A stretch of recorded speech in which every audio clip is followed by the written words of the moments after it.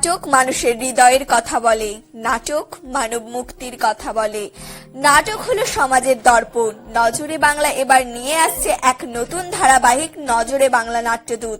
প্রতি সপ্তাহের মঙ্গলবার ও শুক্রবার ঠিক সন্ধ্যা 7টায় আপনারা দেখতে পাবেন নাট্যদূতদের, যে দূতেরা নাটকের মধ্যে দিয়ে সমাজ গঠন করে। সামাজিক অবক্ষয়, কুসংস্কার, বিবিধ সমস্যা সকলের সামনে তুলে ধরেন এই দূতেরা।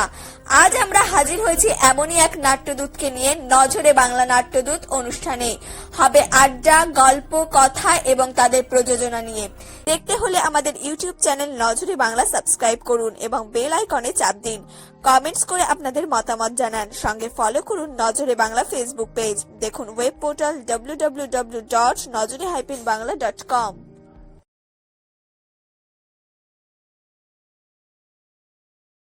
আজ আমরা নজরে বাংলা নাট্যদূতে হাজির হয়েছি আবারও এক নতুন নাট্যদলকে নিয়ে। শুধুমাত্র নাট্যদল নয়, নাট্যদূতও বটে। চাঁদপাড়া অ্যাক্টর নাট্য সংস্থা, চাঁদপাড়া অ্যাক্টর কর্ণধার এবং চাঁদপাড়া অ্যাক্টর পরিচালক আমাদের মধ্যে আছেন সুভাষ চক্রবর্তী। তার সাথে একটু পরিচয় করে নিন। হ্যাঁ, আমি সুভাষ চক্রবর্তী, চাঁদপাড়া অ্যাক্টর নাট্য দলের ওই কর্ণধার। যেটা বললো সেটা ঠিকই, আসলে পরিচালক মানে হচ্ছে প্রতিদিন এসে ওই সবার আগে এসে বসে থাকা, চটটট পাতিয়ে, আর ওই কে দেরি করে আসলো, কেউ পরে আসলো, কেন আসছে না, এগুলোর জন্য বকাঝকা করার দায়িত্ব নিয়ে আছি আর কি। হ্যাঁ, এইভাবেই থিয়েটারটা চলছে। একদম। তো এটার একটা কিন্তু গুরু দায়িত্ব। চাঁদপাড়া একটা কত বছর ধরে কাজ করছে এবং চাঁদে তৈরি হওয়ার যে ইতিহাস, সেটাও যদি আমাদের একটু বলো। আসলে চাঁদপাড়া অ্যাক্টর নাট্য দলটা তৈরি হয়েছে 2009 সালে। আমাদের রেজিস্ট্রেশনটা হয়তো 2012 সালে। তখন ওই রেজিস্ট্রেশনের কথা ভাবিনি, আমরা ভাবতাম যে থিয়েটারটা করতে হবে, এই উদ্দেশ্য নিয়েই করা। মানে অনেক আগের কথা বলতে গেলে তখন বছরে একটা নাটক করতাম আমরা, বাড়ির চৌকি দিয়ে, শাড়ি টাড়ি দিয়ে মঞ্চ তৈরি করে থিয়েটার করব। তারপর থেকে থিয়েটারের পরিবেশটা খুব একটা নেই। আমি 2009 সালের আগে বিভিন্ন দলে কাজ করেছি। থিয়েটারটা আমার একটা নেশার মতন, আমার রক্তে, মানে ওটা ছাড়া আমি বাঁচবো কি না সন্দেহ আছে, কারণ ওটার থেকে অক্সিজেন পাই। তা ওই জন্য ভাবলাম যে নিজেরাই একটা দল করি। ওইভাবে দলটা তৈরি করলাম এবং চাঁদপাড়ার বুকে থিয়েটারের পরিবেশ তৈরি করা, চাঁদপাড়ার ছেলে মেয়েদেরকে থিয়েটারমুখী করা, এটা একটা বড় উদ্দেশ্য ছিল। সমস্ত বাংলার হারিয়ে যাওয়া শিল্প এবং এই যে লোক সংস্কৃতি, এই ধরনের জিনিস নিয়ে তোমরা কাজ করো। আমাকে তুমি যদি বলো যে তোমার এই অন্যতম ভাবনাটা কেন?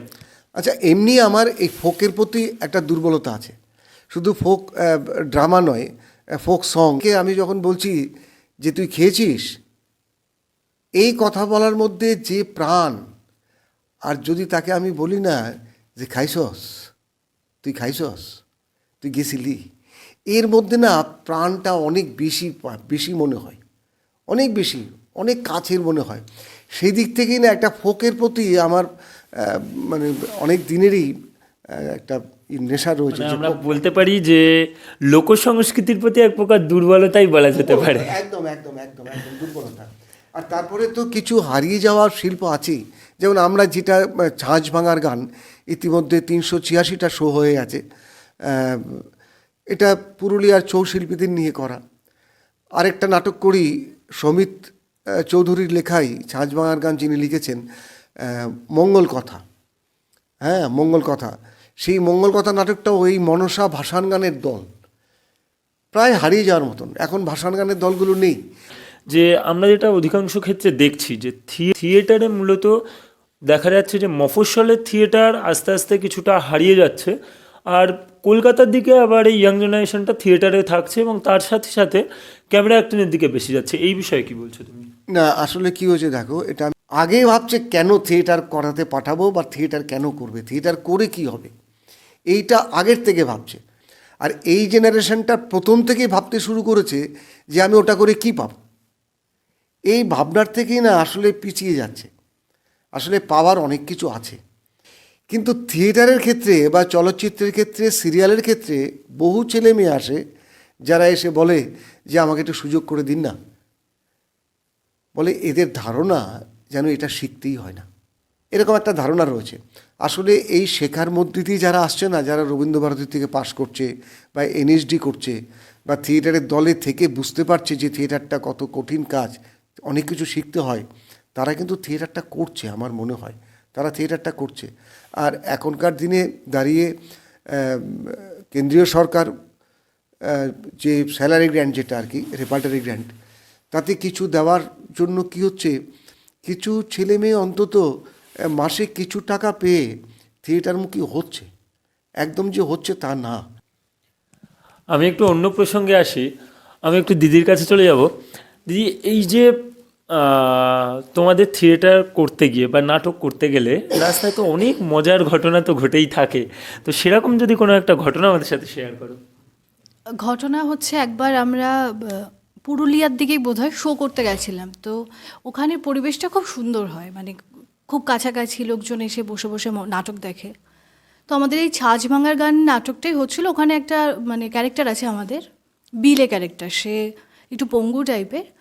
তো একটা সিচুয়েশানটা এমন হয় যে তার দাদা বৌদির মধ্যে একটা গণ্ডগোল বাঁধে, আর তার সংলাপটা হচ্ছে সে বসে বসে ভাত ভাত বলে কাঁদে যে খাওয়ার লাগবে তার। তো এরকম একটা সিচুয়েশানে যখন গণ্ডগোলটা হচ্ছে তার দাদা বৌদির মধ্যে, সে যখন ভাত ভাত করে চিৎকার করছে, দর্শকের মধ্যে থেকে একজন একদম একটা বাজে কথা, বাংলায় একটা বাজে কথা বলে চিৎকার করে বলছে, দেখতে পাচ্ছিস না এরকম সংসারে অশান্তি বেঁধে গেছে, ভাত ভাত করে চিৎকার করছে এখানটাতে।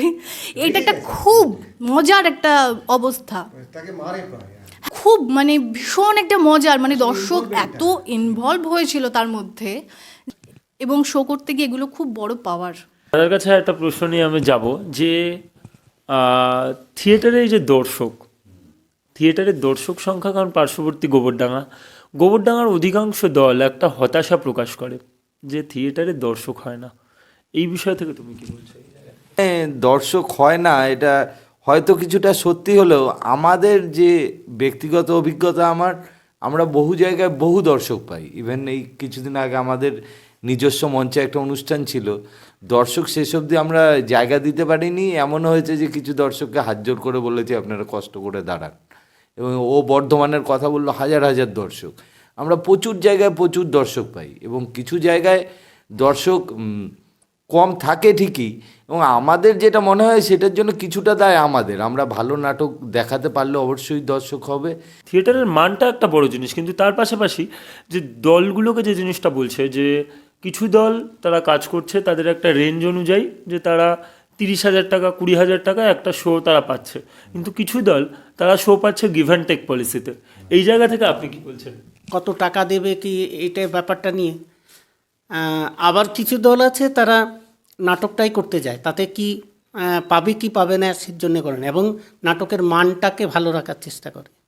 আমরা যেটা জানি যে তোমার কিন্তু এই নাটকের পাশাপাশি একটা ম্যাজিকেরও সাইড রয়েছে, সেই বিষয়টা আমাদেরকে একটু বলো। এই যে তুমি একটা রবীন্দ্রনাথের ওপর কাজ করছো, এটা কিভাবে, এটা আমাদের একটু দর্শকদের যদি বলো।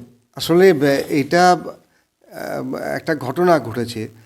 আমি রবীন্দ্রনাথকে নিয়ে ম্যাজিক করব, এটা আমার কখনো মাথায় আসেনি। এটা আজকে না বললেই নয়। আমি তখন স্কুলে চাকরি করি, গোবরডাঙ্গা শিল্পায়নের রবীন্দ্র নাট্যোৎসব হচ্ছে। আশিসদা ফোন করে বললেন যে সুভাষদা, আমার উৎসবে তুমি কি করবে? আমি বললাম আমার তো রবীন্দ্রনাথের কিছু নাটক নেই, আমি কি করব? বলে না, তোমার একটা কিছু করতে হবে। আমি বললাম আমার কিছু নেই নাটক। তো বলে তুমি ম্যাজিক করো। আমি ম্যাজিক করবো কি, রবীন্দ্রনাথের ম্যাজিক করব? বলে তুমি ভাবলেই হবে। এই জানি না কেন ওনার একটা বিশ্বাস ছিল যে আমি ভাবলে হয়তো বেরোবে। বলে তুমি ভাবলে তুমি ওই রবীন্দ্রনাথ নিয়েই ম্যাজিক হতে পারে। আমি বললাম যে এই অবাস্তব একটা কথা। আমি বললাম ঠিক আছে, আমি তোমাকে একটু পরে জানাচ্ছি। করে আমি স্কুলে বসে বসেই দু একটা গান, দু একটা ম্যাজিক করার চেষ্টা করলাম। করতে করতে আশিসদাকে বললাম, আশিসদা মিনিট 10-15 মতন একটা হয়ে যাবে। বলে ব্যাস, এই হচ্ছে রবীন্দ্রনাথকে নিয়ে ভাবা। আমরা নজরে বাংলা নাট্যদূতের পক্ষ থেকে চাঁদপাড়া অ্যাক্টকে জানাই অসংখ্য ধন্যবাদ। তারা এমনভাবেই আরও পৌঁছে যাক মানুষের মধ্যে, এবং এইভাবেই তারা তাদের শিল্পকে আরও মানুষের মধ্যে পৌঁছে দিক। আমরা সরাসরি দেখে নেব তাদের নাটকের মুহূর্তগুলি।